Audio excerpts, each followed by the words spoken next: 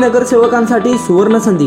भावी नगरसेवक म्हणून मुलाखत देऊन जनतेपर्यंत पोहोचवण्याची एक सुवर्ण संधी फक्त आणि फक्त SB न्यूज चॅनल देत आहे. मुलाखतीसाठी संपर्क 98 60 12 21 98. अध्यक्षपदाची निवडणूक होताना पाहायला मिळते. काय नेमकी पुढची भूमिका महाविकास आघाडी म्हणून असणार आहे?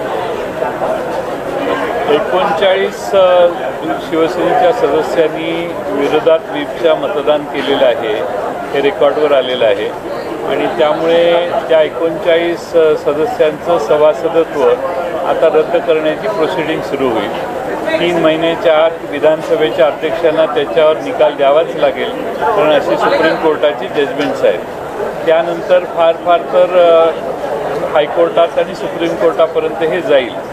परंतु आज मतदान झाल्यानंतर विधानसभेच्या अध्यक्षपदावर बसलेले उपाध्यक्ष श्री नरहरी झिरवाळ साहेब यांनी जे घोषित केलं ते सगळ्यात जास्त त्याला वैलिडिटी है। सर ये चीज़ जानना चाहिए, उपाध्यक्ष जो विधानसभा के उपाध्यक्ष है उन्हें एक पत्र दिया गया शिवसेना की तरफ से आधिकारिक तौर पर, उस पत्र के क्या मायने हैं, क्या निलंबन हो सकता है बागी विधायकों का?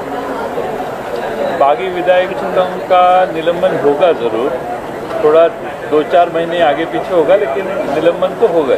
सर आपण नरेंद्र झिरवाळ यांचा जो नाव घेताना त्यानंतर आदिवासी असं म्हटलं, हे जातीयवादी आहे असा आरोप आता भारतीय जनता पक्षाकडून केला जात आहे, ज्याप्रमाणे आपण ते सभागृहाच्या पटलावरून काढून टाकलेलं होतं, कारण त्याचा गैरसमज झालेला असा माझा कुठला उद्देश नव्हता आणि त्या बाबतीत मी असं बोलण्याची भूमिका नव्हती। उलट नरहरी झिरवाळ साहेबांनी इतकं चांगलं काम केलं हे सांगण्याचा माझा प्रयत्न होता आणि त्या बाबतीत विधानसभेत देखील ते सर्व मी जे बोललो ते रेकॉर्डवरून काढून टाकलेलं आहे, त्यामुळे तो प्रश्न आता उद्भवत नाही। विरोधी पक्ष पद जे आहे ते आता राष्ट्रवादीकडे असणार आहे, त्या संदर्भात काय आता चाचपणी होणार आहे का लवकरात लवकर? आज शाम की 7 बजे बैठक भी असणार। राष्ट्रवादी काँग्रेस पक्षाचे विरोधी पक्ष नेता पद जे आहे त्या पदाची चर्चा संध्याकाळी होईल आणि त्याच्यावर योग्य तो निर्णय शरद पवार साहेब घेतील। सर इसके अलावा सदन में राज्यपाल के आचरण को लेकर आपने मुद्दा उठाया था कि उसका आचरण कैसा होना चाहिए, उस बारे में बताइए। सदन में प्रवेश करते वक्त आते वक्त विधायक का व्यवहार का मैं जब 27 साल का उम्र में था, तभी उम्र थी मेरी, तभी मैं विधानसभा के सभागृह में आया था। तब से आज तक मैं देखते आया हूँ। मधुकर चौधरी साहब 1990 में विधानसभा के अध्यक्ष थे, तभी जो डेकोरम विधानसभा में रखा जाता था, मेंटेन किया जाता था, वो बहुत अच्छा था।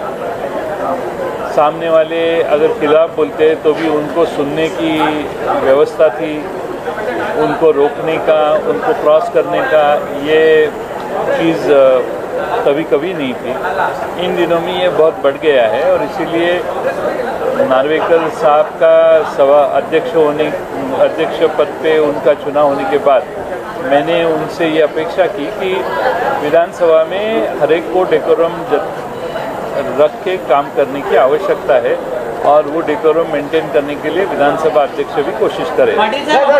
चुनाव प्रक्रिया के लिए जिस तरीके से राज्यपाल ने पिछली बार अनुमति दिए थे, लेकिन वही आदेश के ऊपर इस बार चुनाव प्रक्रिया हुई है, आवाजी मतदान के, किस तरीके से देखते हैं? राज्यपाल महोदय के पास विधानसभा के अध्यक्ष का चुनाव जल्दी ले लो, इसकी विनती काफ़ी दिनों से हमारे महाराष्ट्र सरकार ने, इसका प्रस्ताव महाराष्ट्र सरकार ने उनको दिया था, फिर भी राज्यपाल महोदय ने ये चुनाव नहीं लिया।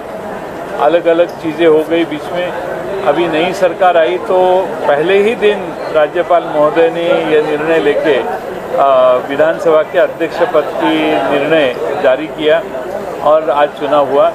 लोग देखते हैं, लोग समझते हैं और कैसी बातें हो रही है ये सबको समझ में आती है।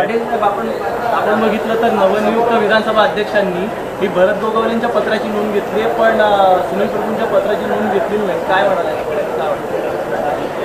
सुनील प्रभूंनी त्याच्या आधीच पत्र दिलेलं आहे, विधानसभेच्या सचिवालयाकडे दिलेलं आहे। विधानसभेचे उपाध्यक्ष ज्यावेळी सीटवर होते त्यावेळी त्यांच्याकडे घेतलेलं आहे।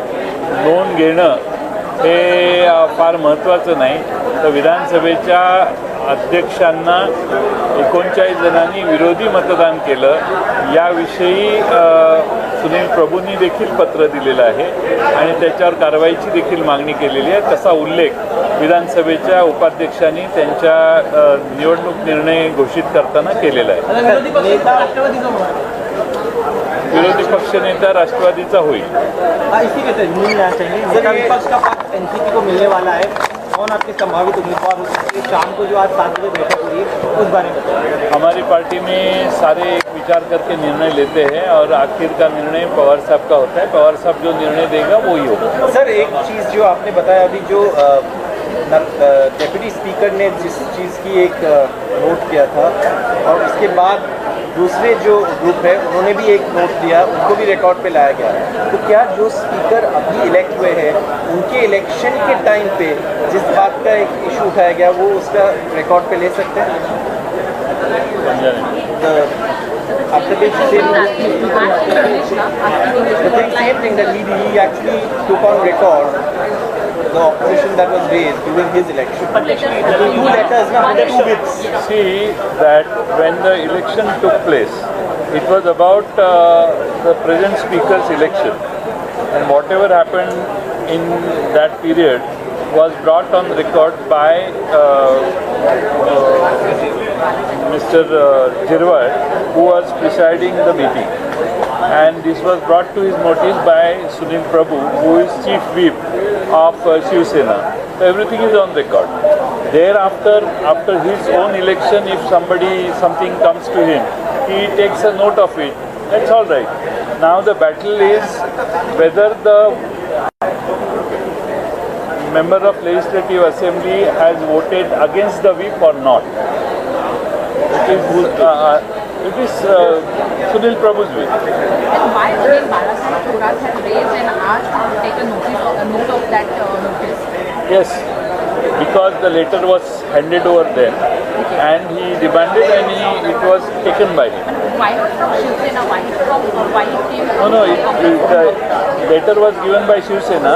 The issue was raised by Balasaheb Thorat and Sunil Prabhu also. The Balasaheb Thorat got an opportunity to speak first, so he spoke.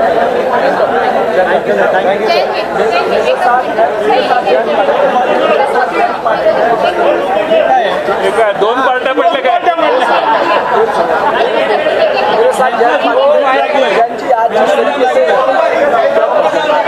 मी तुमच्याकडे येतो.